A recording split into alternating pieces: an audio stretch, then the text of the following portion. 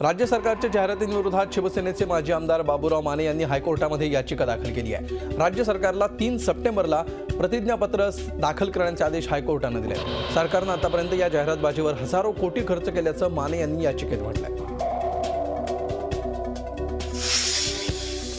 नाशिकचे पालकमंत्री असलेल्या छगन भुजबळ यांनी येवला मतदारसंघातून निवडणूक लढवण्याची जोरदार तयारी केली आहे। त्यांनी इच्छुक म्हणून आपला अर्ज राष्ट्रवादी पक्षाकडे पाठवलाय, तर भुजबळांचे सुपुत्र पंकज भुजबळही नांदगाव मतदारसंघातून निवडणूक लढायला इच्छुक आहेत।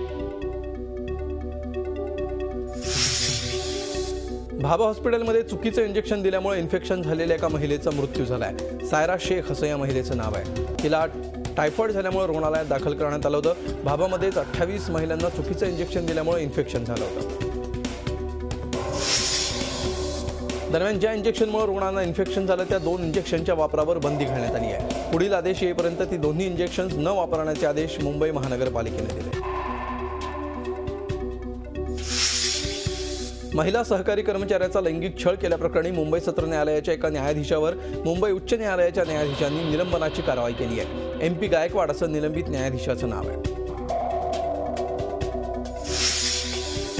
शाहरुख खानच्या मन्नत बंगल्याबाहेर एक रॅम्प अर्थात एक चढाव तयार करण्यात आलाय। हा रॅम्प अनधिकृत आहे। त्यावर शाहरुखची वॅनिटी व्हॅन उभी असते, त्यामुळे रस्ता ब्लॉक होतो आणि चर्चकडे जाण्यासाठी अडचण येते असा स्थानिकांचा आरोप आहे।